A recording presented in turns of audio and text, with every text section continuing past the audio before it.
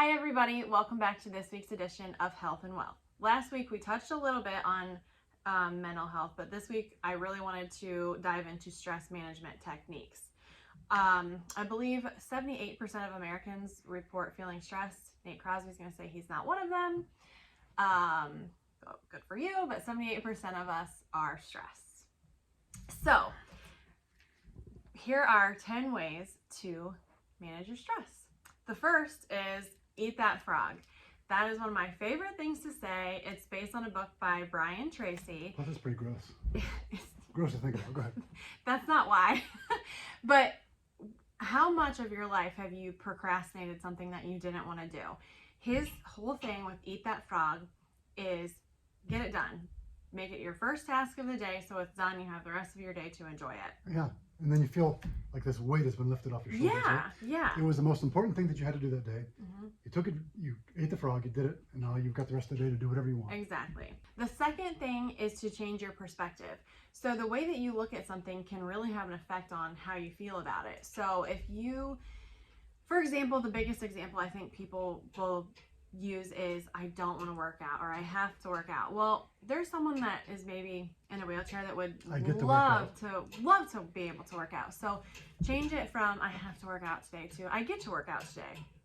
Or maybe you wake up on a Monday and you're like, oh, I don't want to go back to work today. Well, there's someone who would love to have the opportunity to be at work. So sure. There's that. Third, find a way to unwind. Maybe it's taking a bath. Maybe it's soothing music. Whatever the case may be, unwind. This is a big one. The fourth one that I have is detox from toxicity. I like that. Yeah. It can be social media. I've recently taken a little small hiatus on social media for my personal stuff. For work stuff, I still do get on, but I have found that I'm getting way more done. Isn't there some irony in the fact that we're posting this on social media and we're detoxing from social media at the same time? Yeah, that's true. Okay. But I think if you find that you either get on there to I don't know, like post something for work or look at, like last week you got on Facebook to see delays, things like that. I think if you get on there, you see what you need to do, and then you get off of there, I think it's going to be really helpful for you. Can I stop you right there? A lot of people use social media as a way to escape momentarily from, because they're not eating that frog and they're procrastinating, right? And they're trying to escape from life by being on social media. Yeah. And then when it happens, is you get on social media. You're more stressed. Yes, you end up being stressed out from just being on there. So. Yep. So detox from toxicity. That can be social media. That's probably the biggest one. But also toxic people and toxic situations in your life. We did a podcast on basically your circle of influence, right? Yeah. We also did one on stress management. That was back in February of 2020 if you want to go back. But this is a lot of the same content, I think. So you can probably just watch this and it'll be fine. That's another one. That's actually my next one is find your tribe. So I think we surround ourselves with people that, what is the thing? You're the average of the 5 people that you hang out with. Yeah, and another way to say that is you could say, look at the average people around your, and that's essentially if you look at your own success, that's largely what it is, right? Yeah. People you associate with. So find a tribe, build a tribe. If you're not hanging out with people that make you feel like you can count on them, or you leave your interactions with those people, you need to leave those interactions feeling good, not feeling like, oh, what are they talking? They just drain you. Yeah, you don't want to feel drained. You want to feel good. So make sure that those are the type of people you're surrounding yourselves with. And toxic situations. I don't know. Do you have an example of this? I guess bad relationships or toxic situations. Maybe you have a toxic work environment. Is there a way that you can figure out, do you leave the environment or do you find other ways to cope with it? So think about, you are around people, everybody has this person that there's a lot of, the word I'm looking for here, when you talk about somebody else, when they're not gossip, right? So gossip is a draining activity. It really is. And somebody who is gossiping, including yourself included, sometimes if you look at what you're gossiping about, usually it's some sort of deficiency that you feel in yourself, right? Yeah. And you're basically trying to mask that. So that's a draining activity. So if you're around a lot of people that gossip all the time, that tends to be a draining type of people. For sure. So now that we've talked about that, take a breath. Do some breathing, deep breathing techniques, meditation. There's a million ways to meditate. You can listen to soothing music. You can just, there's guided meditations, or you can just give yourself 5 minutes of absolute silence. Put your phone on, do not disturb. Just 5 minutes of silence. Just collect your thoughts. Be prepared. So, if it's for a meeting, if it's for dinner, if it's for the next day, get yourself prepared. I know one of the things I do the night, I start the night before for the next day. So that is, I lay my outfit out, I lay my kids' outfit out, I get the diaper bag packed. Everything that's going to make my morning go much smoother that I can control the night before, I do. And I'll tell you, if I forget to lay an outfit out or pack the diaper bag, my morning's a little bit more hectic. So, organize. It kind of goes with being prepared. So organize your closet, organize your cupboards, organize your desk, your pantry, whatever the case may be. If you are organized, your whole life's going to go more smooth, because one, you're not losing stuff. You know exactly where things are. Stress levels lower. Yes. Clutter can create more stress. If you're cluttered, we all know somebody who loses their car keys all the time. And if you're always searching for your car keys, for example, your day is going to start out chaotic. You're in a rush. That sets the tone for the whole day.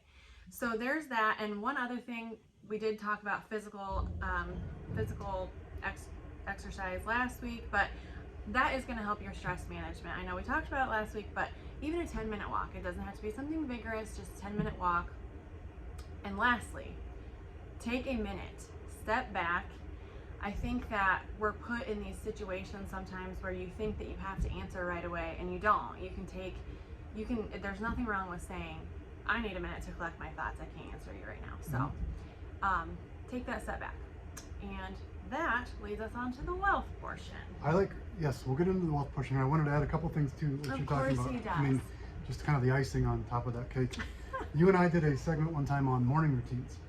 And I'm a big believer in you win or lose the day in the morning. Yeah, I agree. And so you laying out the clothes or getting your kids' lunch ready or whatever that might be, set yourself up for victory. So I will, in the morning you're eating the frog, you're doing it first thing, you're getting your exercise in. That way you're making the day a success no matter what happens the rest of it. You can chalk it off as a success because you had what you wanted to accomplish, and you did it on your time horizon. You're not being reactive to the rest of the world. Yeah, for sure. The other thing I would think about is we often think of stress as negative, and too much stress definitely can be negative. It can impact us our health-wise negatively, but some stress is a good thing because we tend to operate better under deadlines. We tend to operate at peak performance when there's something on the line that we're competing for, right? And so there's a book out there by Ryan Holiday that's called The Obstacle is the Way. And that was unique because you had mentioned in your list here of changing the way you look at things, right? Yeah. I don't have to exercise, I get to exercise. And so the obstacle is the way is basically saying these events that we undertake on a daily basis that are sometimes stressful, difficult, these are like weightlifting exercises for our personal achievement. So every time we tackle something that was a little bit hard and we had to stretch ourselves in order to do that, we emerge stronger. And we're better able to tackle the next problem and the next problem, the next problem. And to use an example of this would be, think about a child. When your child doesn't get his way or he wants to communicate, they throw tantrums, right? Because that's how they get your attention. Because they don't have the emotional skills to overcome certain things, right? Yes. And as we get older, we hopefully have less tantrums that we throw because we have the tools necessary to do that, right? So think about it that way. Think of these obstacles as they are opportunities, and that's kind of what they are. We talk about in the investment markets, when markets decline, those are opportunities. When life gives us a challenge, that's an opportunity. Yeah, definitely change your perspective, for sure. So investing can be stressful, right? We don't want it to negatively affect our lives, but let's face it, if we're saving and we've got our nest egg and the stock market is going through a downturn, it's not fun to watch your accounts lose value, right? And nobody's saying that. But there are some tricks, tactics that you can use to get your emotion under control. And why you want to do that is your ability to control your emotion is the single most important factor as far as how successful you're going to be as an investor. Yes, we have to pick quality investments, but for the most part, if we pick quality investments and we are able to control our emotions, that's where the real success comes. That's where you get the Warren Buffetts of the world, right? Who see these opportunities, and when the market is going through chaos, they're able to sit on their hands and do nothing and let it come back. There's a study out there that's called the Dalbar Study, and this is one of the oldest ongoing studies on financial performance. And the Dalbar Study, for the past 27 years, has looked at individual equity investors, so individual stock investors, and then compared that to the market. And then it publishes its findings. And every year, investors trail market performance on positive years. And the reason for that has nothing to do with their investments they're in, they have nothing to do with their advisor they chose, it has to do with human emotion.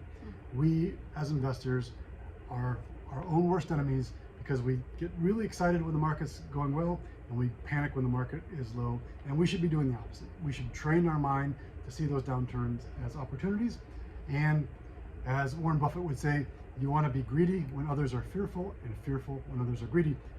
The Dalbar Study says most investors don't do that. Most investors buy when it's high and they panic and they sell when it's low.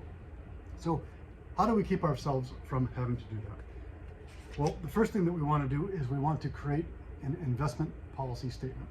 And this could be done on a computer or it could be done on a napkin. What the investment policy statement says is, what are my goals? How am I going to invest to achieve that goals? And what is my bear market plan?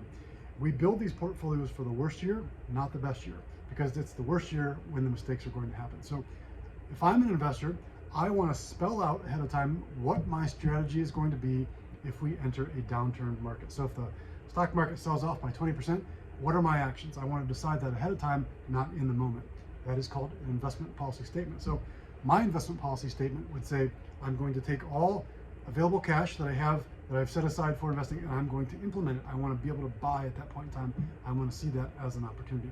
I'm not saying I'm taking the cash that I'm going to pay next month's rent with, or not rent, next month's mortgage with. Yeah. But money that I have allotted for long term that is in cash, I'm going to be buying, and I want to own as little cash as possible if the market has sold off that much, because I want to take advantage of it.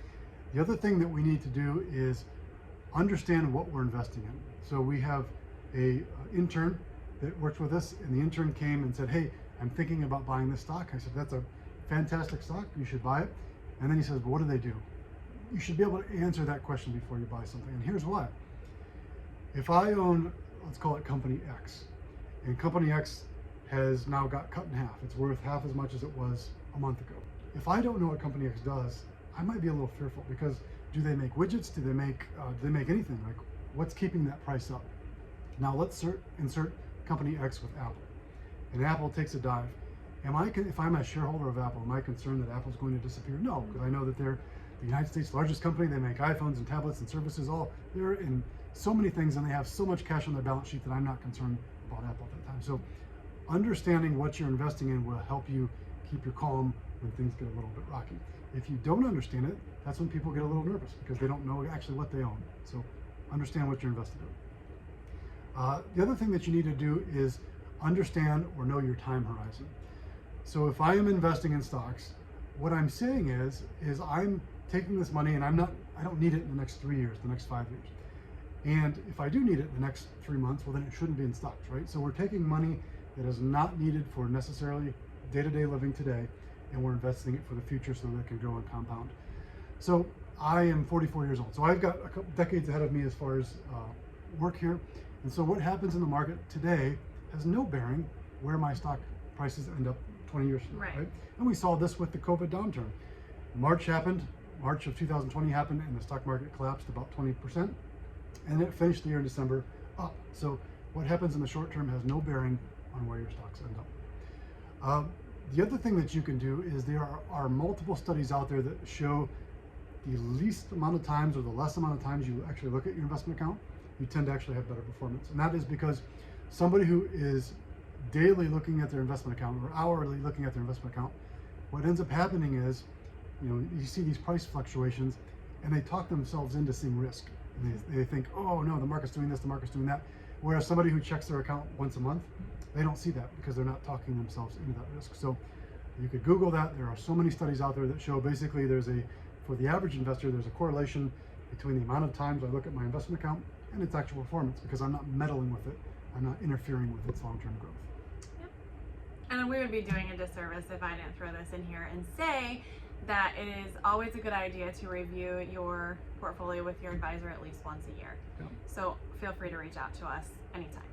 And So you might say, well, Nate, don't you look at my accounts daily? We do, but this is also our job.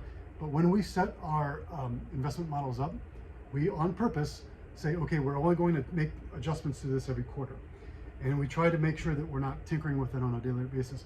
Now, we reserve the right if we see something structurally wrong with the economy to go and do that. But for the most part, we want to set the account up to prosper as best as possible with the next 6 months with the economy, and then let it do its thing. Let it grow. All right. Thank you, everyone. Have a good week.